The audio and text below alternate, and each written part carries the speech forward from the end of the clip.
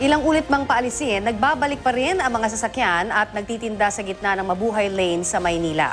Mismo ang mga opisyal ng barangay, hirap daw kontrolin ang mga pasaway nilang nasasakupan. May ulat on the spot si Maki Pulido. Maki.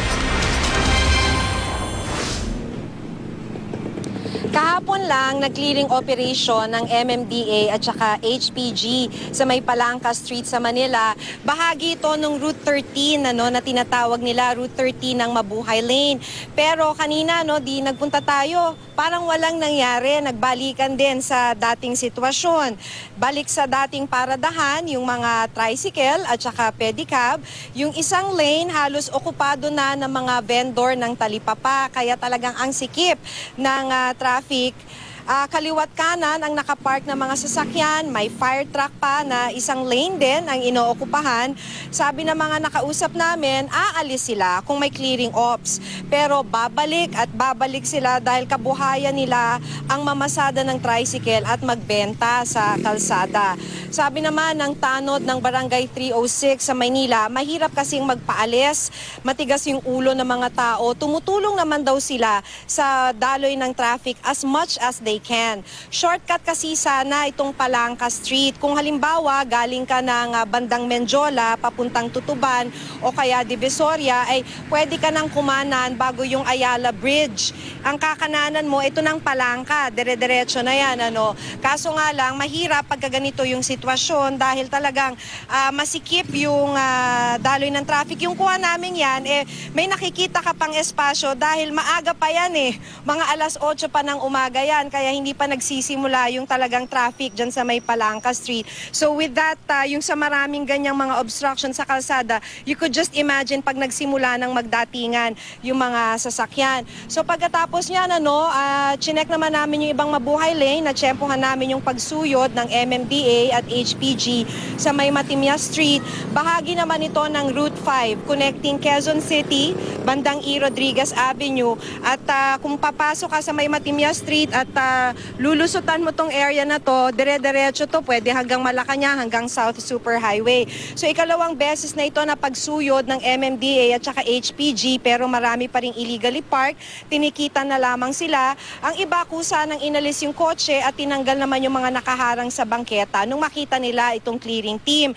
Pero meron pa ring imahe ng itim na Nazareno na umuukupa ng isang buong lane dahil may padasal daw hanggang Sabado, at maliban dyan ay meron ding burol na nag-uukupa ng isa ring lane, ay hindi na sila pinaalis ng HPG at saka ng MMDA dahil hindi rin naman daw kasi nila kasama yung sidewalk clearing team nila. So parang ang talagang focus ay yung mga illegally parked vehicles.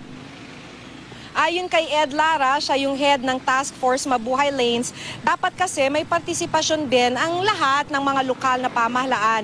Hindi lang dapat ito inaasa sa MMDA at HPG kasi hindi naman daw nila kayang bantayan ang lahat ng mga Mabuhay Lanes araw-araw. So sa ngayon, ayon kay Lara, walang ginagawa ang mga taga-lokal na pamahalaan para bantayan na walang nakasagabal sa mga kalsada. Connie, Rafi? Maki, nakakalungkot talaga dahil effort na ito sana na maganda na nakita natin initially. Dahil may mga daan pala.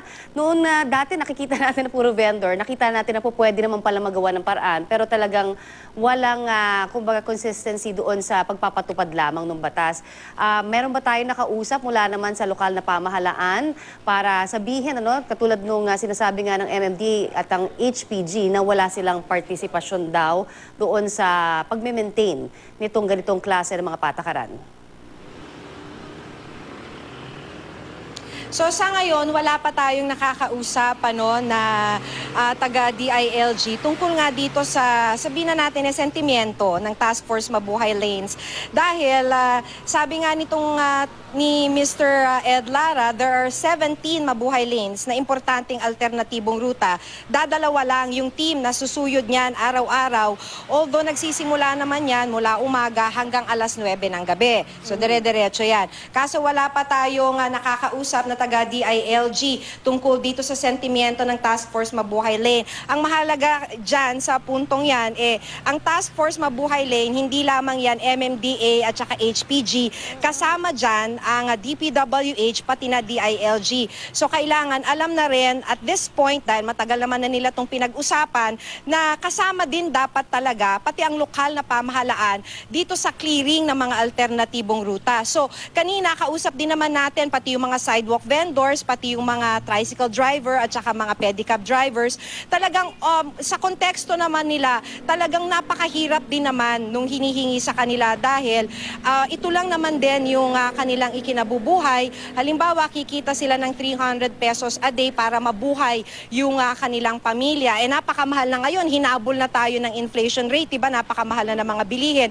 Kung papaalisin naman sila rito, okay naman daw. The problem is, wala naman kasi talagang alternative na kabuhayan, Connie. Oo. Maki, doon sa nabanggit ng MMDA at ng HPG na 17 mabuhay lanes na napaka-importante sana no, sa mga motorista na nakabukas, ilan daw doon ang nabalikan na ng mga vendors at ng ilan pa na mga illegally parked vehicles?